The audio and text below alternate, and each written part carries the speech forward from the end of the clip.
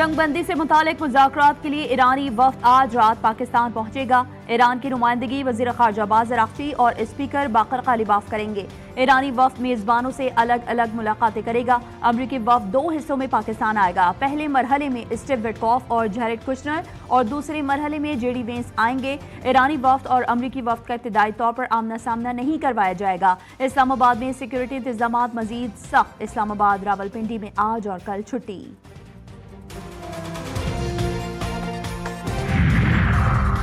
وزیراعظم شہباز شریف سے field marshal Syed Asim Munir کی ملاقات۔ خطے میں پائیدار امن کے لیے ثالثی کردار جاری رکھنے کے عزم کا اعادہ۔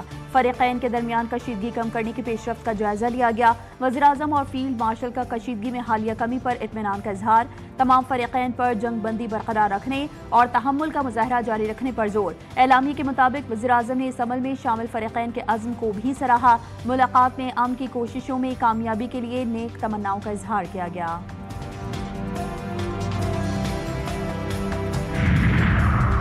اور امریکہ کا اسرائیل کی حمایت میں جنگ جاری رکھنا بے وقوفانہ فیصلہ ہوگا۔ ایران کسی بھی صورتحال کے لیے مکمل طور پر تیار ہے۔ ایرانی وزیر خارجہ عباس اراغچی کا پیغام۔ سوشل میڈیا پر بیان میں کہا، اتوار سے اسرائیلی وزیراعظم کا مجرمانہ ٹرائل دوبارہ شروع ہو رہا ہے۔ خطے میں جنگ بندی انہیں جلد جیل پہنچانے میں مددگار ثابت ہوگی۔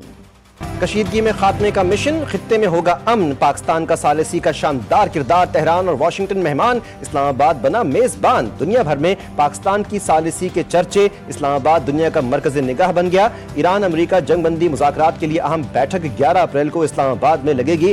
امریکی نائب صدر جے ڈی وینس اسلام آباد پہنچیں گے۔ خصوصی ایلچی اسٹیو وٹکوف اور جیریڈ کشنر بھی پاکستان آئیں گے۔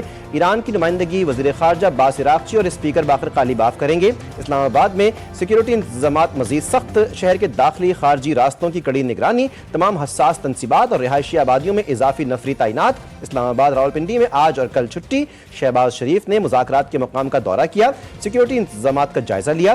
وزیراعظم نے ہدایت کی کہ انتظامات میں کوئی کسر نہ چھوڑی جائے۔ اسلام آباد اور ایران اور امریکہ کے درمیان مذاکرات کے لیے تیاریاں مکمل۔ وزیراعظم اور ان کی ٹیم نے مذاکرات کی کامیابی کے لیے کمر کس لی۔ شہباز شریف کی زیر صدارت اہم مشاورتی بیٹھک، وفاقی وزراء سمیت عسکری قیادت کی بھی شرکت۔ اسلام آباد مذاکرات کے حوالے سے تفصیلی مشاورت کی گئی۔ شرکاء کا اسلام آباد مذاکرات کو کامیاب بنانے کے عزم کا اظہار۔ جنگ بندی میں کلیدی کردار ادا کرنے پر فیلڈ مارشل سید عاصم منیر کو بھرپور خراج تحسین۔ شرکاء نے کہا کہ جنگ بندی پر پاکستان کے مثبت اور تعمیری کردار کو عالمی سطح پر سراہا جا رہا ہے۔ امن کا یہ موقع ضائع نہیں ہونے دیا جائے گا۔ ٹرمپ خطے میں امن کی کوششوں کو نقصان پہنچانے پر تل گئے۔ ایران کو دھمکی دی، اگر معاہدے کی خلاف ورزی ہوئی تو بھرپور حملے کیے جائیں گے۔ سوشل میڈیا پر جاری پیغام میں کہا کہ امریکہ کے بحری جہاز، طیارے اور فوجی اہلکار ایران کے گرد و نواح میں تعینات رہیں گے جب تک کسی بھی ممکنہ معاہدے پر مکمل عمل درآمد نہیں ہو جاتا۔ ایران کو جوہری ہتھیار حاصل کرنے کی اجازت نہیں دی جائے گی۔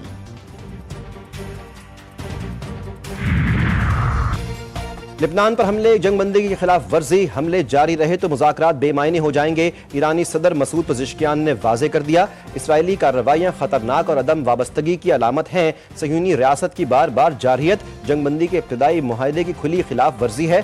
اپنے لبنانی بھائیوں اور بہنوں کو کبھی تنہا نہیں چھوڑے گا۔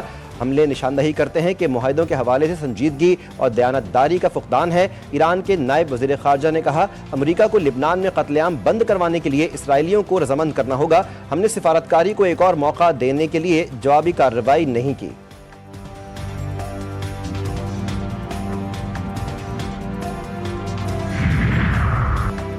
وزیراعظم شہباز شریف کا لبنانی ہم مذہب سے رابطہ۔ لبنان کے خلاف اسرائیل کی جاری جارحیت کی مذمت، ہزاروں قیمتی جانوں کے ضیاع پر دکھ کا اظہار۔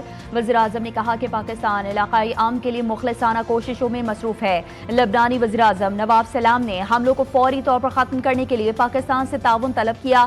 وزیراعظم کا بحرین کے فرمانروا شاہ حمد بن عیسیٰ الخلیفہ سے رابطہ۔ شاہ حمد نے پاکستانی کوششوں کی تعریف کی۔ شہباز شریف کو فرانس کے صدر میکرون کا ٹیلی فون۔